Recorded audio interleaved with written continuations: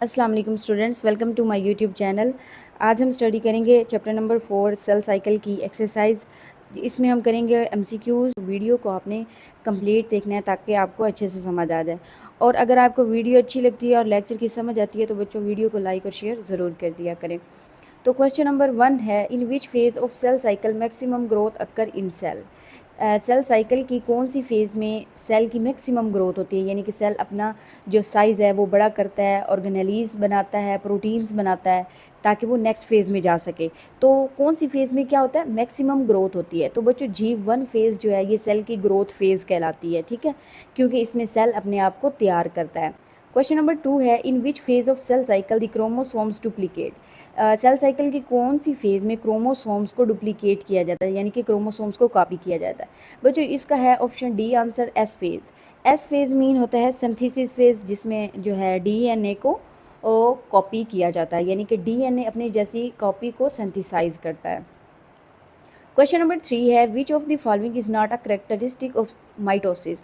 इन चारों में से कौन सी ऐसी करेक्टरिस्टिक है जो माइटोसिस की नहीं है।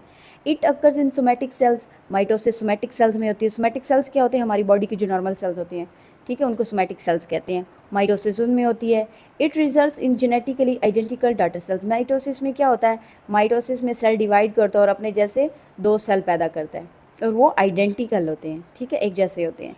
तो ये भी माइटोसिस की करेक्टरिस्टिक है। ऑप्शन सी है, the chromosome number is halve in daughter cell. देखिए ये जो है माइटोसिस की करेक्टरिस्टिक नहीं है। क्यों? क्योंकि देखिए बच्चों, जो माइटोसिस है इसमें जितने क्रोमोसोम पेरेंट के पास होंगे उतने ही क्रोमोसोम उसके दोनों डॉटर सेल्स में आएंगे। इसमें 46 क्रोमोसोम है तो इसके पास भी 46 आएंगे, इसके पास भी 46 आएंगे। तो ये भी जो है माइटोसिस की खसूसियत है, लेकिन ये वाली माइटोसिस की खसूसियत नहीं है। इसमें ये कह रहा है कि क्रोमोसोम नंबर जो होता है वो आधा हो जाता है, तो ये माइटोसिस की करेक्टरिस्टिक नहीं है। ऑप्शन डी देख लेते हैं, it results in the formation of two daughter cells. Mitosis में क्या हो रहा है, टू डॉटर सेल्स बन रहे हैं, तो ये भी माइटोसिस की करेक्टरिस्टिक है। तो ऑप्शन सी जो है ये माइटोसिस की करेक्टरिस्टिक नहीं है, तो ये इसका सही जवाब है। क्वेश्चन नंबर 4 है, eight which stage of mitosis chromosomes line up in the centre. Mitosis की कौन से स्टेज में जो है क्रोमोसोम्स सेंटर में लाइन अप हो जाते हैं।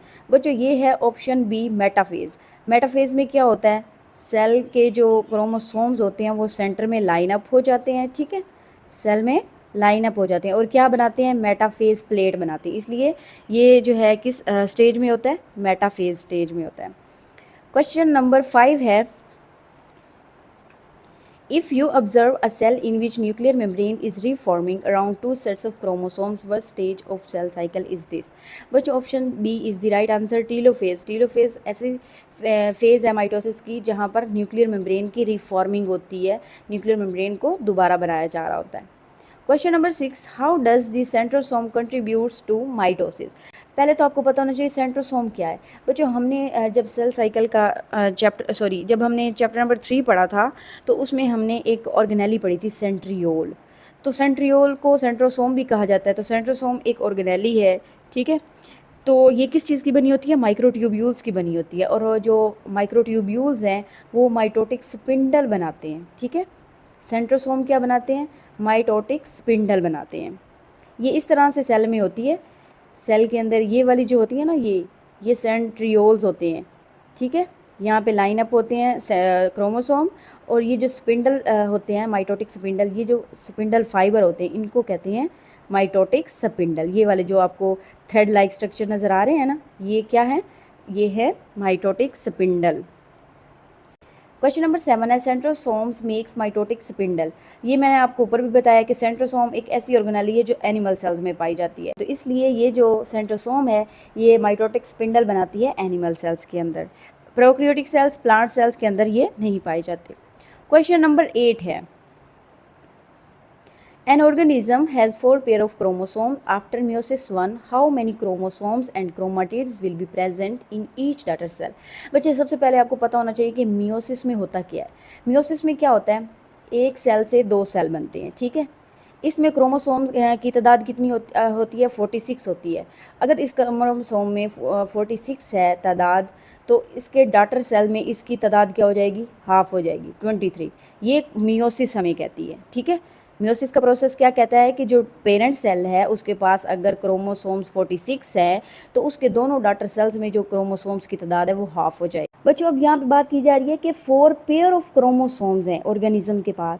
अगर हम कहें कि ये एक सेल है और इसके पास 4 पेयर हैं तो पेयर को अगर हम एक एक करके गिने तो कितने क्रोमोसोम्स बनेंगे? 8 क्रोमोसोम्स बनेंगे। इस पेरेंट सेल के पास 8 क्रोमोसोम्स हैं तो इसके डॉटर सेल्स की तरफ कितने कितने जाएंगे? हाफ हाफ जाएंगे, 4 इसके पास 4 इसके पास, तो क्रोमोसोम्स कितने हो जाएंगे? 4 क्रोमोसोम्स। अब बात की जा रही है क्रोमाटिड्स की। बच्चों एक क्रोमोसोम के पास जो है 2 क्रोमाटिड्स होते हैं। एक क्रोमोसोम के पास 2 क्रोमाटिड्स होते हैं। अब 4 को 2 से ज़रब दो तो कितने क्रोमाटिड्स होंगे? 8 क्रोमाटिड्स होंगे। ठीक है, तो option B is the right answer. I hope आपको समझ आ गई होगी। क्वेश्चन नंबर 9 है which event is unique to meiosis but not mitosis. कौन सा इवेंट ऐसा है जो मियोसिस के लिए तो यूनिक है बट माइटोसिस के लिए नहीं है? तो बच्चों क्रॉसिंग ओवर जो है ये एक ऐसा प्रोसेस है जो मियोसिस में होता है। इसमें क्या होता है? डीएनए अपने जो है सेगमेंट्स चेंज करते हैं ताकि बच्चों में नई खसूसियात पैदा हो सकें। तो क्रॉसिंग ओवर जो है ये मियोसिस में होती है, माइटोसिस में नहीं होती। तो option C is the right answer. Question number 10 है why is meiosis 2 necessary after meiosis 1। Meiosis 1 के बाद मियोसिस 2 क्यों ज़रूरी है?